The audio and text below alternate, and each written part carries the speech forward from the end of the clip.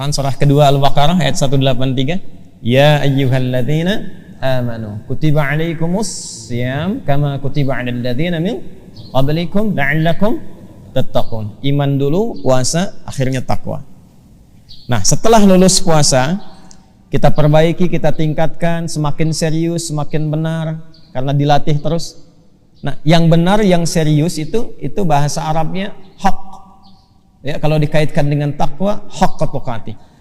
Ya, hak itu kebenaran mutlak yang nggak bisa ditawar, yang sumbernya dari Allah. Kalau masih relatif disebut dengan sidqun namanya. Ya, ada yang suka merah, yang lain mengatakan saya senangnya biru. Yang lain bilang saya senangnya putih. Bagi si fulan putih benar. Bagi si fulan biru yang benar. Itu sidqun namanya. Ya, itu sidqun. Ma yahtamilu sidqa wal kadzib, sesuatu yang masih relatif. Tapi kalau kebenaran mutlak yang nggak bisa ditawar dan semua sepakat itu benar. Ya, matahari terbit di mana? Timur. Tenggelam di mana? Di barat. Kalau siang terang, malam gelap, itu kebenaran mutlak yang nggak bisa ditawar. Dalilnya jelas, terlalu jelas untuk ditolak. Itu hak namanya. Nah, semua yang bersumber dari Allah itu disebut hak, tidak pernah disebut dengan sidqun. Selalu hak. Manusia membenarkan disebut shadiq. Kalau terus membenarkan tanpa ragu disebut siddiq. Karena itu kenapa Abu Bakar disebut as-siddiq, karena membenarkan walaupun alasan apapun untuk membenarkan sesuatu yang jelas kebenarannya. Karena itu di Quran ketika kebenaran disandarkan kepada Allah itu menggunakan kata hak, bukan sidq. Al-haqqu min rabbika fala takunanna minal mumtarin. Al-Baqarah ayat 147 contohnya. Nah, takwa itu mesti hak. Ya, takwa itu mesti apa? Hak, bukan sidqun lagi.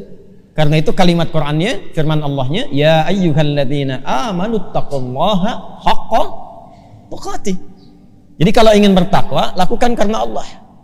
Bukan karena ada manusia Anda rajin infak. Ada manusia Anda rajin menunaikan salat. Lakukan karena Allah. Dan ikuti apa yang Allah berikan petunjuknya. Lalu dijelaskan Rasulullah sallallahu alaihi wasallam. Tunaikan dengan serius. Jangan cuma karena Ramadan Anda tahajud malam. Ba'da Ramadan selesai. Jangan karena Ramadan Anda rajin ke masjid. Ba'da Ramadan selesai. Anda melakukan itu karena Ramadannya atau karena Allah? Makanya para ulama mengatakan kalau ada waktu yang istimewa atau tempat yang istimewa bukan ditujukan untuk kita mengagungkan tempat atau waktunya, tapi supaya kemuliaan pendidikan di tempat dan waktu itu menyebar ke semua tempat dan waktu. Anda umrah haji insya Allah berangkat, yang akan berangkat kita doakan mudah-mudahan mendapatkan yang terbaik dan mabrur insya Allah. Yang belum berangkat kita doakan dipercepat insya Allah. Di Makkah dengan Madinah itu lebih semangat kan ibadahnya, ya. Nah, Makkah Madinah itu bukan untuk dikultuskan, tapi supaya berlatih di sana sehingga aura Makkah dan Madinah dibawa ke setiap tempat, sehingga kita merasakan semangat yang mendekati setidaknya, walaupun tidak serupa. Jadi keberhasilan menunaikan ibadah umrah dan haji, ketika pulang dari sana lebih semangat ibadahnya.